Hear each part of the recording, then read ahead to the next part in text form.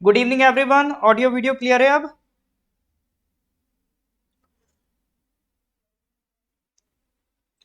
Good evening everyone. Audio video clear है अब? हाँ जी सर। तो welcome back to the current affair series. हम लोग सर जून के करंट अफेयर्स डिस्कस कर रहे थे। करीब 30 क्वेश्चंस हम कंप्लीट कर लिए थे in the of the previous questions. तो एक बार फिर से उनको रिवाइज करेंगे, देखें कितना याद है। तो सबसे पहले क्वेश्चन नंबर 10, इसका आंसर दीजिए। BRO has completed work of the Nechiphu tunnel. Tunnel ये कहाँ पर है सर?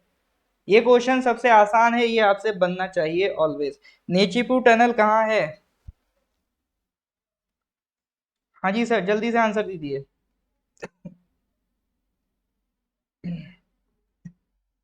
बिल्कुल, डी फॉर अरुणाचल प्रदेश। एक और क्वेश्चन पढ़ा था। Which of the countries has been finalised for cheetah reintroduction in Madhya Pradesh. अभी मध्य प्रदेश में हम लोग चीता लेके आ रहे हैं, तो किन कंट्रीज से लेके आ रहे हैं, ये क्वेश्चन था। बता सकते हैं सर इसका आंसर, कौन सी कंट्रीज से हम लेके आ रहे हैं?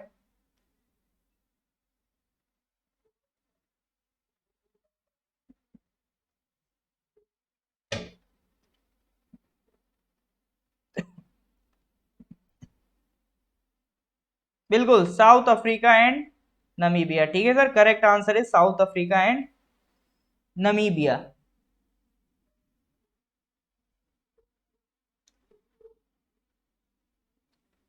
Which nation has recently become the 30th country to join the CDRI, Coalition for Disaster Resilient Infrastructure? अभी किस कंट्री ने ज्वाइन किया है? हाँ जी सर, CDRI अभी किस कंट्री ने ज्वाइन किया, जल्दी से आंसर दीजिए।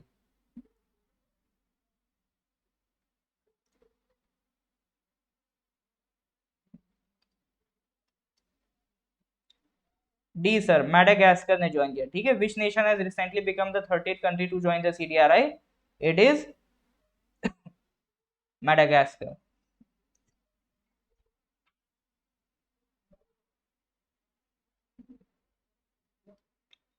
ओके सर, लास्ट ये क्वेश्चन करा था। The world's largest plant Posidonia australis has been discovered on the coast of which country? इसका आंसर बताइए। कल लास्ट ये क्वेश्चन करा था। The world's largest plant Posidonia australis has been discovered on the coast of which country? तो ये तो sir नाम से ही थोड़ा आइडिया लग गया था, Australia is the correct answer. ठीक है, तो यहां तक क्वेश्चंस हम लोग करके लास्ट क्लास में आ चुके थे। तो इसके बियॉन्ड आज हमें मूव करना है। ठीक है, तो सबसे पहले एक बार लाइक कर दीजिए वीडियो को, फिर हम लोग आगे कंटिन्यूटी स्टार्ट करते हैं। ठीक है, अगर करंट अफेयर्स अभी तक आप पढ़ते आए हैं, कुछ फायदा हो रहा है, तो इसको बाकी लोगों के साथ भी आप सर ज्यादा से ज्यादा प्लीज इसको शेयर करिए, ताकि बाकी आपके कलीग्स भी इसका फायदा उठा सके। ठीक है, ये नहीं सोचना है कि फायदा सिर्फ हमें मिले, बाकी लोगों को ना मिले। जितना लोग आपके साथ सीखेंगे उतना ही आपको भी फायदा होगा। ठीक है, नॉलेज हमेशा बांटने से बढ़ता है। चलो जी, नेक्स्ट आते हैं सर, क्वेश्चन नंबर 31। एक ऑपरेशन है, operation Rakt Chandan, is in news. This operation is related to which of the following? एक याद है पिछले करंट अफेयर्स में एक पढ़ा था, ऑपरेशन नमकीन। ठीक है, इसी तरह से एक ऑपरेशन हुआ है रक्त चंदन, ये किससे रिलेटेड है? Cannabis, red sanders, children trafficking, female foeticide. वैसे मेरे ख्याल से इमेज से अब आप आइडिया लगा पाएंगे, इमेज गलत आ गई यहाँ पे, उससे आप आइडिया लगा लेंगे सर।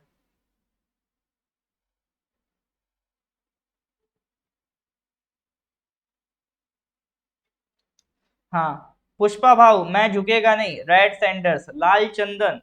ठीक है, इसकी बहुत ज्यादा स्मगलिंग होती है रेड सैंडर्स की, तो इसी के लिए एक ऑपरेशन चलाया गया था, ऑपरेशन रक्त चंदन। तो इसके स्मगलर्स को पकड़ने के लिए, मतलब पुष्पा भाव को पकड़ने के लिए ऑपरेशन रक्त चंदन चलाया गया था। ठीक है, कौन इसमें इन्वॉल्व है? DRI, directorate of revenue intelligent, जो आपके ऑपरेशन नमकीन में भी इन्वॉल्व थे। रेड सैंडर्स की थोड़ी सी ज्योग्राफिकल बात कर लेते हैं। तो पॉलिटिकल बात हो गई, जो थी रेड सैंडर्स की स्मगलिंग हो रही है, फिर उसको रोका जा रहा है, उसके लिए ऑपरेशन रक्त चंदन चलाया जा रहा है। That is your political talk. हम थोड़ा सा उसकी ज्योग्राफिकल पार्ट पे आते हैं, ज्योग्राफिकल पार्ट से सवाल देखते हैं। देखो, ये रेड सैंडर्स अभी हाल फिलहाल में काफी न्यूज में रहा है, इसकी स्मगलिंग तो होती रहती है, तो ये न्यूज में बना रहता है। अब जरूरी नहीं है कि सवाल एज इट इज जो न्यूज में दिख रहा है वही पूछ लिया जाए। रेड सैंडल्स चूंकि न्यूज में बना रहता है तो उसी से रिलेटेड, उसकी ज्योग्राफी के रिलेटेड कुछ पूछ सकता है। जैसे आईयूसीएन जो एक संस्था है जिसका काम है स्पीशीज को कैटेगराइज करना कि उसकी कंडीशन अभी कितनी अच्छी है, कि वो एक्सटिंक्ट हो चुकी है, वो एक्सटिंक्ट होने वाली है, या उसकी कंडीशन अभी कितनी किस स्टेज में है, वो कौन कैटेगराइज करता है? IUCN, international union for conservation of nature. तो ये इसने अपनी एक रेड लिस्ट बना रखी है, उसमें डिफरेंट डिफरेंट कैटेगरीज है। जैसे एक्सटिंक्ट बिल्कुल गायब, क्रिटिकली इंडेंजर्ड मतलब वहां तक पहुंचने ही वाले हैं, और फिर उसके नीचे एक होता है इंडेंजर्ड कैटेगरी। इंडेंजर्ड कैटेगरी में आता है आपका red sanders. That is a very important point, हमेशा याद रखिएगा, ठीक है? ये चेंज भी होते रहते हैं, but for the time being आपको क्या याद रखना है सर? इंडेंजर्ड कैटेगरी, ठीक है? फॉर द टाइम बिंग आपको ध्यान रखना है कि आईयूसीएन की कौन सी कैटेगरी में आता है red sanders? It is under the endangered category, ठीक है? अभी देखो इसकी कैटेगरी वर्स हो गई, पहले ये 2018 तक में नियर थ्रेटन्ड आता था, नियर थ्रेटन्ड इससे नीचे है। अब इस जितना ऊपर जाओगे उतना स्पीशी के हाल बुरे हो रहे हैं। अब नियर थ्रेटन्ड से किधर आ गया? इंडेंजर्ड में आ गया, ठीक है? करंट अफेयर्स मिनिमम 6 मंथ्स का करके जाना है, यूडीसी एपीएसएसबी एग्जाम्स के लिए मिनिमम 6 मंथ्स का, मैक्सिमम 12 मंथ्स का, ठीक है? अब स्पीशी की बात करें तो it is an Indian endemic tree species. देखो एक वर्ड होता है एंडेमिक, एंडेमिक का मतलब ऐसी चीज जो किसी एक लोकल एरिया में ही पाई जाती हो, ठीक है? जो और कहीं ना पाई जाती हो। एंडेमिक का मतलब क्या है सर? जो लोकली सिर्फ एक एरिया में पाई जाती हो। जैसे डिसीज में भी हम यूज करते हैं एंडेमिक, पेंडेमिक। एंडेमिक का मतलब ऐसी डिसीज जो एक स्पेसिफिक लोकल एरिया में पाई जाए, पेंडेमिक मतलब जो पूरी दुनिया में फैल जाए, ठीक है? पेंडेमिक वर्ड कहां से आया? ऐसी डिसीज जो पूरी दुनिया में फैल जाए, तो उसके साथ जोड़ देते हैं पेंडेमिक वर्ड। बट एंडेमिक वो होता है जो किसी एक लोकल एरिया में पाया जाए। तो ये एंडेमिक स्पीशी है, मतलब ये किसी एक स्पेसिफिक लोकल एरिया में ही पाई जाती है। तो ये मूवी देखी होगी अगर आपने, पुष्पा भाव वाली, मैं झुकेगा नहीं भाली, तो उसमें बोलता भी है कि ये लाल चंदन सिर्फ और सिर्फ आपके आंध्र प्रदेश के जंगलों में मिलते हैं, ठीक है? It is endemic to a distinct tract of forest in Andhra Pradesh. तो ये जनरली आपको सर कहां मिलेंगे? ये जनरली आपको आंध्र प्रदेश में ही देखने को मिलेंगे। तो आईयूसीएन के हिसाब से इसका स्टेटस है endangered. Sites, convention on international trade for endangered species, ये भी एक संस्था है, इनको कभी हम आराम से इनके बारे में डिस्कस करेंगे। तो साइट्स की भी स्टेटस ध्यान रखना, कोई भी स्पीशी हो तो उसके 3 स्टेटस होते हैं। आईयूसीएन उसके बारे में क्या बोल रहा है, साइट्स क्या बोल रहा है, और तीसरा हमारा जो वाइल्ड लाइफ प्रोटेक्शन एक्ट है उसने किस कैटेगरी में इसे डाल रखा है। तो आईयूसीएन ने इसे इंडेंजर्ड में डाल रखा है, साइट्स के अपेंडिक्स 2 में है, और वाइल्ड लाइफ प्रोटेक्शन एक्ट के शेड्यूल 2 में आता है ये, ठीक है सर? तो ये इसके बारे में जानकारी थी रिगार्डिंग रेड सेंटर। सो इसके स्टेटस सबसे ज्यादा इंपॉर्टेंट है। अगर मैं इस पूरे चीज की बात करूं तो इसमें 2 चीजें ध्यान रखनी, एक तो ये इसका प्रोटेक्शन स्टेटस इंपॉर्टेंट है, दूसरा ये कि ये एंडेमिक है कहां पर? आंध्र प्रदेश में, ठीक है सर? तो रेड सेंटर्स के रिगार्डिंग ये 2 बातें जरूर आपको ध्यान रखनी है। मूवी अच्छा है, देख सकते हो। क्वेश्चन नंबर 32 पे आते हैं। Google doodle recently paid tribute to Satyendra Nath Bose, he was best known for his role in which of the following field? Satyendra Nath Bose was a great scientist India had delivered, ठीक है? was a great scientist, आपने सुना भी होगा, जो फिजिक्स वगैरह पढ़े हैं या केमिस्ट्री वगैरह पढ़े हैं या 12th तक भी जिन्होंने साइंस स्ट्रीम ली है, ये तो जरूर सुना होगा, बोस आइंस्टाइन कंडेंसेट, ये टर्म सुना है? मतलब आइंस्टाइन के साथ उन्होंने काम किया है। आइंस्टाइन को उनकी थ्योरी बहुत अच्छी लगी थी, तो उसी थ्योरी को आइंस्टाइन ने बोस की थ्योरी को उठा के थोड़ा सा चेंजेस करके एक अलग पेपर बना दिया था। तो उसी को हमने क्या कहा फिर? Bose Einstein condensate.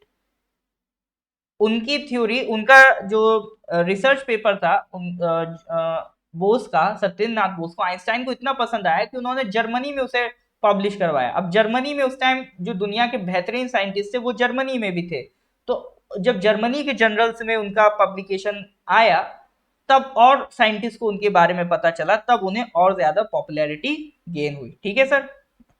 तो जो आइंस आप, अब मैंने बोल ही दिया, साइंस स्ट्रीम वालों ने सुना होगा, तो क्या बोलेंगे आप? मैथमेटिक्स एंड फिजिक्स के बड़े ज्ञानी थे बोस, सत्येंद्र नाथ बोस, ठीक है? तो बोस आइंस्टाइन स्टैटिस्टिक्स के लिए वो बहुत ज्यादा फेमस हैं, जाने जाते हैं। क्वांटम मैकेनिक्स में उनका काफी वर्क रहा है, ठीक है। बाकी सब इतना डिटेल में जाने की जरूरत नहीं है, इतना याद रखना, was a great Indian theoretical physicist, ठीक है सर। नेक्स्ट क्वेश्चन पे आते हैं, question number 35। United Nation approves Turkey's request to change its name as which of the following? Turmia, Turkiyana, Turkiye, Turkman. अभी टर्की का नाम बदल गया सर, क्या रख दिया है? फिजिक्स फेवरेट था आपका, अभी क्या फेवरेट है? इसमें क्या चल रहा है? इसमें वो तो वाज में हो गया। हाँ जी सर, टर्की का नाम अभी रिसेंटली में चेंज हुआ है, तो आपको बताना है अभी नया नाम क्या है सर टर्की का।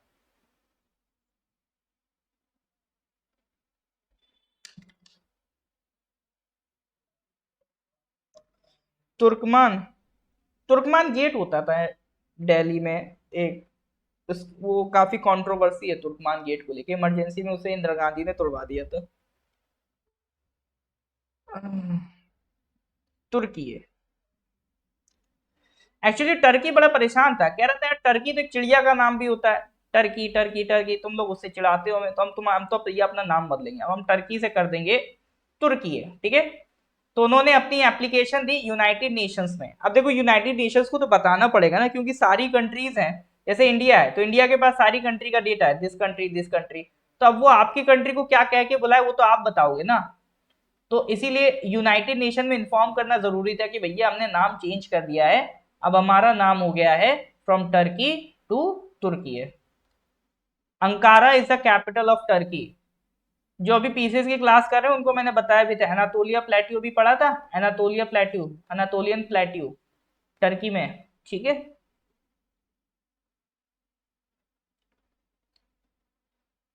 वैसे हिंदी या उर्दू में तो अभी भी तुर्क कहते हैं, तुर्की वर्ड यूज होता है, ठीक है। टर्की के लिए हिंदी या उर्दू में अगर आप देखोगे तो हम वर्ड यूज करते हैं तुर्की, बट इंग्लिश में टर्की बोलते थे। तो उन्होंने इंग्लिश में चेंज करवाया, उन्होंने कहा इंग्लिश में जो टर्की है उसको चेंज कर दो, तुर्की कर दो, तुर्की है। इंग्लिश हिंदी वगैरह जैसे हमारी जो लोकल भाषा है उसमें तो हम तुर्की कहते हैं, तुर्क, तुर्की। अब वो टर्की था पहले, अब हो जाएगा टर्की, ठीक है सर। तो ये नाम ध्यान रखना, टर्की ने जो नया नाम रखा है ये पूछ सकता है आपसे एग्जाम में, ये सवाल आएगा तो डायरेक्ट आएगा, इसमें कुछ डिटेलिंग नहीं पूछेगा, सिंपल पूछेगा टर्की का नया नाम बताओ सर, ठीक है। इसमें बाकी सवाल में कुछ नहीं है। नेक्स्ट क्वेश्चन पे आते हैं, question number 34। Which ministry has launched the Shreshta scheme for promoting residential education in high school? इसका आंसर सोच समझ के करिए, ठीक है। श्रेष्ठ स्कीम इंपॉर्टेंट है, एग्जाम में आपसे पूछी जा सकती है, जल्दी से इसका आंसर दीजिए। श्रेष्ठ स्कीम किस मिनिस्ट्री की है, कौन सी मिनिस्ट्री ने श्रेष्ठ स्कीम लॉन्च किया है सर? हाँ जी सर, जल्दी से आंसर दीजिए।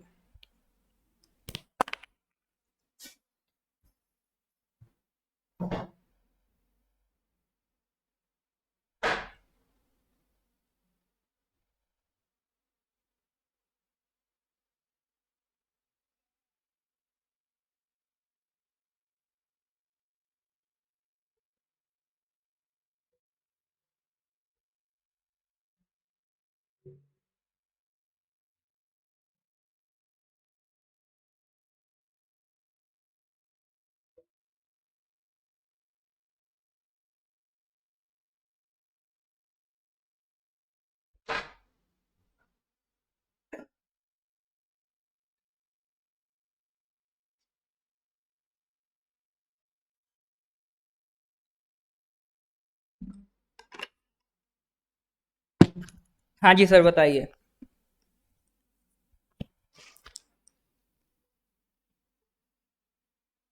कमेंट्स क्यों नहीं आ रहे मेरे पास? ऑल राइट, कुछ भी नहीं देख पा रहे हैं बामंग जी, क्यों नहीं देख पा रहे हैं? देखो अगर ब्लर आ रहा हो तो इधर आप अपनी स्क्रीन पर टैप करोगे, नीचे एक सेटिंग्स का ऑप्शन मिलेगा, वहां से क्वालिटी सेट कर लीजिए, मिनिमम 360 पिक्सल रखिएगा रेजोल्यूशन। हाँ जी, तो कौन सी मिनिस्ट्री का आंसर आ रहा है? ए मतलब ministry of social justice and empowerment. देखिए यहां से तो स्क्रीन क्लियर है, ठीक है। आपको क्या करना है, आपकी जो फोन की स्क्रीन है इस तरह से आ रही होगी, यहाँ पर आप जैसे इस पर टैप करेंगे तो इधर ये इस तरह से इस तरह से इस तरह से बन के आ रहे होंगे साइन। नीचे एक सेटिंग्स का भी ऑप्शन होगा, ठीक है, सेटिंग्स के ऑप्शन में चले आइए, वहां से क्वालिटी सेट कर लीजिए मिनिमम 360 पिक्सल, ठीक है सर, फिर ठीक हो जाएगा। फिर ब्लर नहीं आएगा।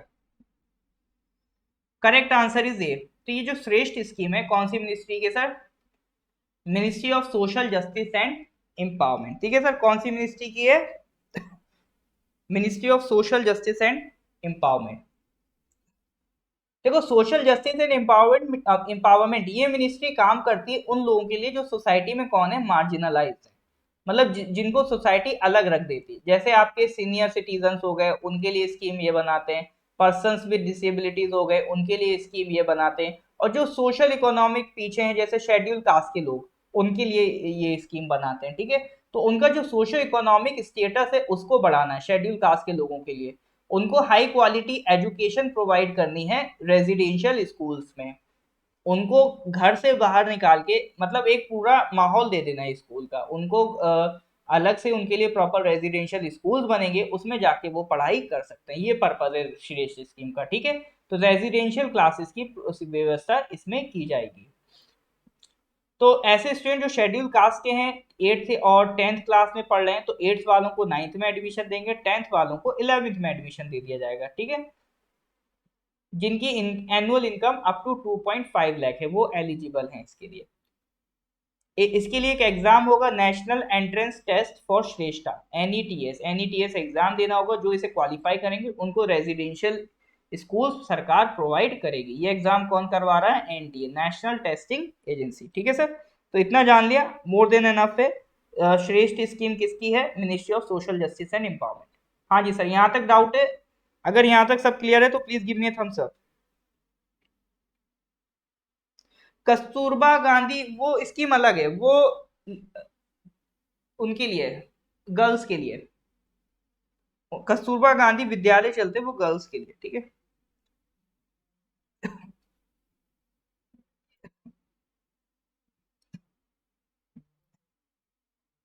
चलो जी नेक्स्ट क्वेश्चन पे आते हैं। Question number 35, प्लैटीगोम्फस बैंड्रिटेरम। प्लैटीगोम्फस बैंड्रिटेरम ये किस फैमिली से बिलोंग करता है? Gecko, dragonfly, marine plant, fish. अब इतना तो आइडिया लग गया होगा सर, गीको लगभग उसको बोल, जो लिजार्ड शेप होती है ना उसको गीको कहते हैं। हाँ जी सर, प्लैटीगोम्फलस बैंड्रिटेरियम कौन सी स्पीसीज है सर? बिल्कुल सर, ये सिंपल था। ये कौन सी स्पीसीज है? Dragon fly. यहाँ पर देखो, यह बना हुआ है भी। कैसी है सर ये? Dragon fly. ठीक है, प्लैटीगोम्फस बैंड्रिटेरियम ध्यान रहेगा। चलो नहीं ध्यान रहेगा तो अगली क्लास में पूछ के फिर याद कराएंगे। Question number 36, which telemedicine service has been integrated with Ayushman Bharat digital mission as announced by the national health authority?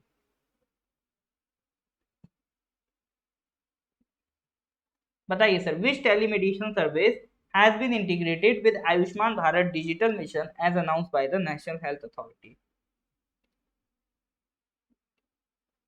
ये क्वेश्चन पहले भी बहुत महीनों पहले करंट अफेयर्स में आ चुका है। ठीक है, टेलीमेडिसिन सर्विस की बात हम पहले भी कर चुके हैं कई महीने पहले, मुझे एग्जैक्टली मंथ नहीं याद है। बट आयुष्मान भारत स्कीम के बारे में तो मैं कई बार बता चुका हूँ। ये पूरी स्कीम को जो मैनेज करने वाली बॉडी है, एग्जीक्यूट करने वाली बॉडी है, वो है नेशनल हेल्थ अथॉरिटी। ठीक है, तो कभी भी पूछे नेशनल हेल्थ अथॉरिटी का काम क्या है? आयुष्मान भारत मिशन को कंप्लीट करना।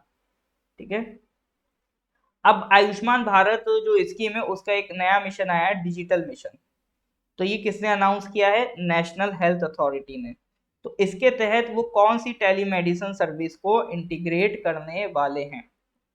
देखो टेलीमेडिसिन का मतलब ये होता है कि आप मतलब जैसे घर पे यहाँ बैठे हो, ठीक है, आपने यहाँ पर टेस्ट वगैरह करा लिए अपने लोकल एरिया में। अब वो रिपोर्ट्स आप क्या करोगे? अपने कंप्यूटर में अपलोड कर दोगे और दुनिया के या इंडिया के जो बेस्ट डॉक्टर्स हैं उनसे आप टेली कंसल्ट करोगे।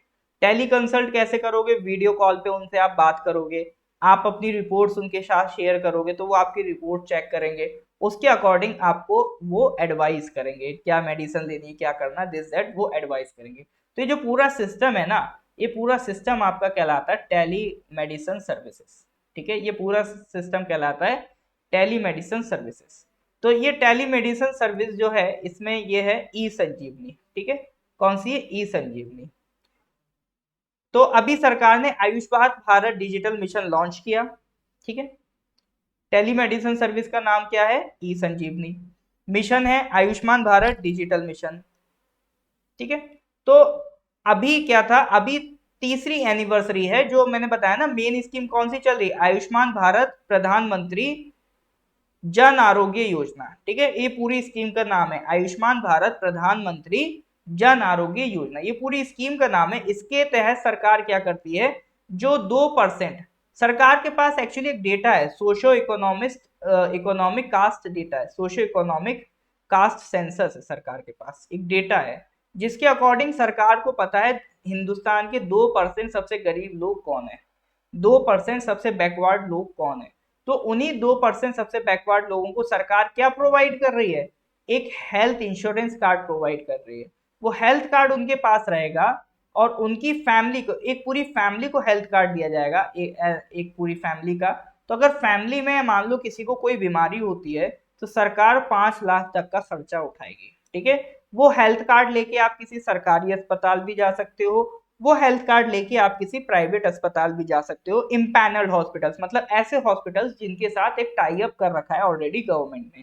ठीक है, गवर्नमेंट नोटिफाई कर देती कि ये हॉस्पिटल्स में आयुष्मान भारत कार्ड वैलिड है। लगभग जितने भी बड़े हॉस्पिटल्स हैं उन सब में आयुष्मान का भारत कार्ड वैलिड है। अब वहां पर चले आओ तो 5 लाख तक का आपका जो भी खर्चा होगा हेल्थ का, वो कौन प्रोवाइड करेगा सर, सरकार प्रोवाइड करेगी इन अ ईयर। ठीक है, कब प्रोवाइड करेगी, इन अ ईयर। बिल्कुल एक मेटावर्स बना रहे हैं ये। तो आयुष्मान भारत जन आरोग्य योजना को 3 साल हो गए, तीसरी एनिवर्सरी थी, तो इसी खुशी में प्रधानमंत्री ने कहा कि हम मतलब नेशनल हेल्थ अथॉरिटी ने कहा हम एक नया मिशन लेके आएंगे, आयुष्मान भारत डिजिटल मिशन। ठीक है, तो अभी तक क्या था, जैसे अभी तक एक कार्ड मिलता था फिजिकल फॉर्म में, एक फिजिकल फॉर्म में आपको एक कार्ड मिलता था, वो आपको एक्सेस करवाना पड़ता था, उसको दिखाना पड़ता था। अब सरकार की कोशिश है कि डिजिटल हेल्थ आईडी प्रोवाइड कर दी जाए। जैसे आधार कार्ड है, आधार कार्ड आपने देखा होगा कई जगह आपको मतलब जरूरी नहीं है आप उसे फिजिकली रखो, आपके पास अगर वो सॉफ्ट कॉपी में भी अवेलेबल है तो आप यूज कर सकते हो। तो इसी तरह से हो गई आपकी डिजिटल हेल्थ आईडी, तो वो सारे सिटीजन को प्रोवाइड कर दी जाएगी, जिससे हेल्थ हॉस्पिटल्स, इंश्योरेंस फर्म्स और सिटीजन सारे आपके हेल्थ रिकॉर्ड इलेक्ट्रॉनिकली एक्सेस कर पाएंगे। ठीक है, जैसे अभी क्या होता है, आपका आधार कार्ड है, आपके इनकम टैक्स से भी कनेक्ट है, आपका पैन कार्ड है, आपके इनकम टैक्स से कनेक्ट है, तो आपके बैंक अकाउंट से कनेक्ट है, तो सारी जानकारी इन अ वन गो आपके आधार या आपके पैन कार्ड से मिल जाती है। तो कुछ ऐसा ही ये करना चाह रहे हैं, ये जो हेल्थ आईडी है उसके साथ उसको भी डिजिटलाइज कर देंगे। ठीक है सर, तो पायलट फेज में लग रहा है अभी 6 स्टेट्स और यूटीज में लागू होगा, सारे कंट्री में अभी ये एक साथ वैलिड लागू नहीं होगा। ठीक है सर, तो that was all about Ayushman Bharat digital mission. I hope you got my point, is that clear और नॉट? हाँ जी सर, यहाँ तक क्लियर है? हाँ जी सर, यहाँ तक कोई डाउट? अगर यहाँ तक सर क्लियर है तो please give me a thumbs up.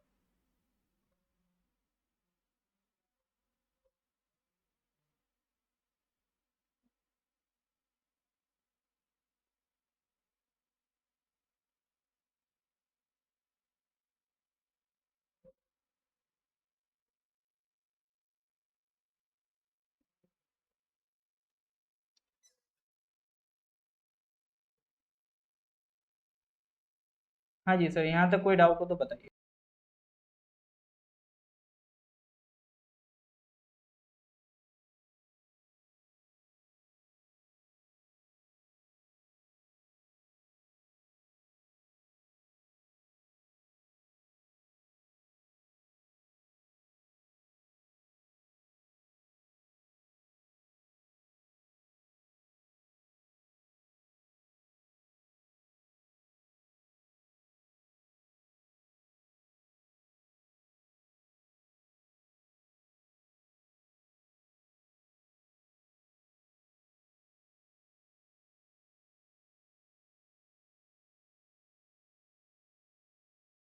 हाँ जी सर, क्लियर है। ऑलराइट, अगले क्वेश्चन की तरफ बढ़ते हैं, question number 37। Recently supreme court directed that every protected forest, national park and wild life sanctuary across the country should have a mandatory eco sensitive zone of how much kilometre. मतलब अब कोई भी national park हो, wild life sanctuary, कुछ भी हो, जितनी भी उनकी बाउंड्री है, उस बाउंड्री के अलावा भी कुछ किलोमीटर तक एक इको सेंसिटिव जोन बनाना पड़ेगा। इको सेंसिटिव जोन बनने से क्या होगा, फिर आप वहां पर कोई भी परमानेंट कंस्ट्रक्शन नहीं कर सकते, कोई भी दुकान नहीं खोल सकते, ठीक है। वो एरिया बिल्कुल खाली छोड़ना पड़ेगा। होता क्या था, मान लो एनिमल यहाँ तक आ गया है तो वो बाउंड्री के अंदर, लेकिन यहाँ पर रोड चल रही है, यहाँ पर ट्रैफिक हो रहा है, यहाँ पर बहुत ज्यादा हॉर्न बज रहे हैं, तो उस वजह से सरकार ने क्या, कोर्ट ने क्या करा, ये इको सेंसिटिव जोन को थोड़ा सा एक्सटेंड कर दिया, ताकि एक दूरी बनी रहे वाइल्ड लाइफ की। ठीक है सर, तो कितने किलोमीटर तक करा गया होगा ये सवाल है। तो करेक्ट आंसर इज 1 किलोमीटर। ठीक है, तो ये अगर आपका कोई नेशनल पार्क या वाइल्ड लाइफ सेंचुरी, वैसे नेशनल पार्क में तो होता है एक बफर जोन, एक कोर जोन होता है, एक बफर जोन होता है, लेकिन वाइल्ड लाइफ सेंचुरी में इतना नहीं होता। वाइल्ड लाइफ सेंचुरी में बस एक नॉर्मल सा एरिया होता है। तो अब नेशनल पार्क हो या वाइल्ड लाइफ सेंचुरी हो, इस जितनी उनकी बाउंड्री है उसके बियॉन्ड 1 किलोमीटर तक उनको एक इको सेंसिटिव जोन बनाना पड़ेगा, वहां पर कोई परमानेंट कंस्ट्रक्शन वगैरह नहीं हो सकता। ठीक है, किसका ऑर्डर है सर, सुप्रीम कोर्ट का ऑर्डर है। तो कितने किलोमीटर तक, 1 किलोमीटर तक। करेक्ट आंसर इज बी, ध्यान रखिएगा। ठीक है, question number 38, in the financial year 2021 से 22 which country was the top export destination for the textile products of the country. देखो यहां पर ये नहीं पूछ रहा है, सवाल समझना, ये नहीं पूछ रहा है कि टॉप एक्सपोर्टर कौन था टेक्सटाइल का, एक्सपोर्ट में किसने टॉप किया। सवाल ये पूछ रहा है कि सबसे ज्यादा टेक्सटाइल के एक्सपोर्ट किस कंट्री में किए गए हैं। एक्सपोर्ट डेस्टिनेशन, टेक्सटाइल का सबसे ज्यादा एक्सपोर्ट किस कंट्री में किया गया है, या कह लो किस कंट्री ने सबसे ज्यादा टेक्सटाइल के प्रोडक्ट्स मंगाए हैं। USA, Bangladesh, UAE, UK. देखो बांग्लादेश तो नहीं हो सकता क्योंकि बांग्लादेश एक्सपोर्ट करता है।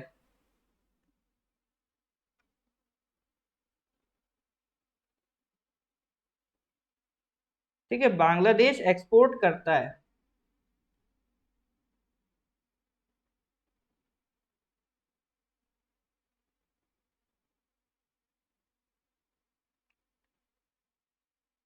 तो वो तो आंसर नहीं हो सकता। बाकी और बताइए।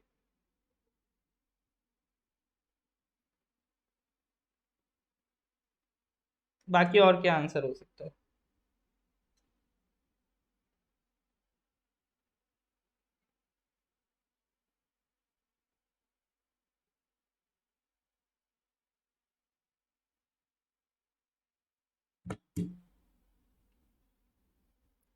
बिल्कुल, करेक्ट आंसर इज यूएसए। ठीक है, तो देखो हमने जो अभी तक अपने एक्सपोर्ट थे, अभी जितने भी हाईएस्ट एवर एक्सपोर्ट बढ़ाए हैं, ठीक है, तो हम कहाँ भेज रहे हैं, यूएस में। 44.4 बिलियन डॉलर जो अपने एक्सपोर्ट है कहाँ भेज रहे हैं, यूएसए में।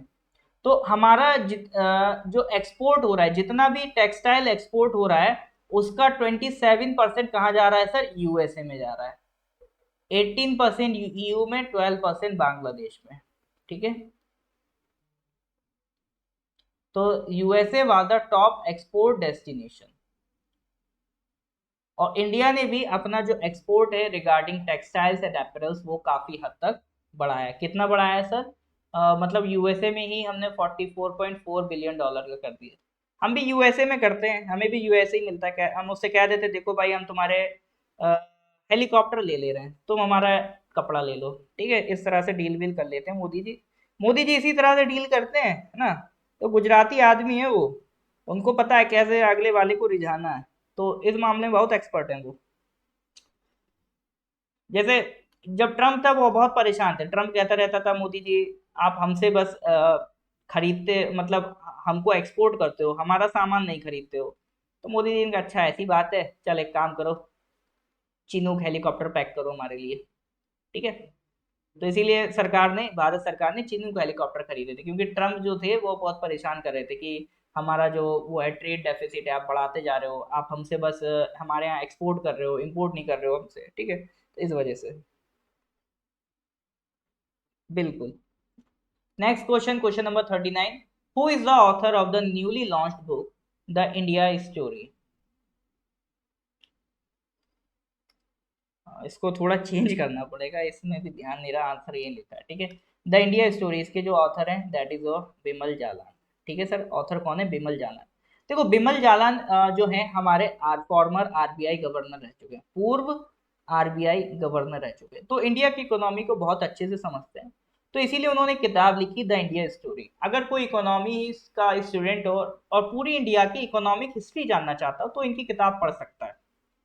ठीक है, तो इसमें तो इन्होंने इंडिया की पूरी इकोनॉमिक हिस्ट्री बताई है कि 1947 से, और खास तौर से हमारी मेन इकोनॉमी बनी 1991 से। 1991 से 2029 2019 क्या क्या हमारी पॉलिसीज रही, सब उन्होंने लिखी है इस किताब में। प्लस ये भी बताया कि आगे सरकार को क्या करना चाहिए। ठीक है, आगे की उन्होंने क्या लिख रखी है, गाइडेंस भी सर लिख रखी है। तो ऐसा नहीं सिर्फ उन्होंने हिस्ट्री बताई है, आगे का फ्यूचर भी बताया। और भी उनकी किताबें हैं, before beyond the matrix of economy, ठीक है, और India then and now, India ahead. ठीक है, ये सब उनकी किताबें, ध्यान रखिएगा। ये दो किताबें, India then and now and India ahead. ठीक है, तो ये सर किताब किसकी है, बिमल जालान की। ठीक है सर, यहाँ तक कोई डाउट है? तो आज मुझे थोड़ा सा भी, आज मैं जल्दी में हूँ, कहीं मुझे जाना भी है, तो आज करंट अफेयर्स में यहीं तक रखा हूँ। इसके आगे के जो क्वेश्चंस हैं, ठीक है, इसके आगे के क्वेश्चंस फिर हम लोग नेक्स्ट क्लास में कंटिन्यू करेंगे। इसका रिवीजन आप लोग ज़रूर मेंटेन करके रखिए। ठीक है सर, तो रिवीजन करते रहिए। लेक्चर अच्छा लगे तो please do like and share the lecture. अभी तक जितना भी, इससे पहले की जितनी भी अभी तक क्लासेस हो चुकी हैं, ठीक है, जितनी भी क्लासेस हो चुकी हैं सब आपका हमारा जो यूट्यूब चैनल है नॉर्थ ईस्ट पीएससी का, उसमें अपलोडेड है। नॉर्थ ईस्ट पीएससी के यूट्यूब चैनल में आप चले जाओ, वहाँ प्लेलिस्ट वाला जो सेक्शन होता है उसमें चले जाना। तो उसमें हर मंथ के करंट अफेयर्स की अलग प्लेलिस्ट है। जैसे अभी क्या चल रहा है, जून 2022, तो उसकी अलग प्लेलिस्ट मिल जाएगी। पिछले मंथ मई 2022 उसकी अलग मिल जाएगी। तो हर महीने के अलग अलग प्लेलिस्ट है। ठीक है, तो उसको जाके आप विजिट कर सकते हैं, देख सकते हैं ये लेक्चर दोबारा से यूट्यूब पे। ठीक है सर, तो कोई डाउट हो तो मेरे को व्हाट्सएप करिए। फिर मिलते हैं बाद में। Till then good bye, have a nice day.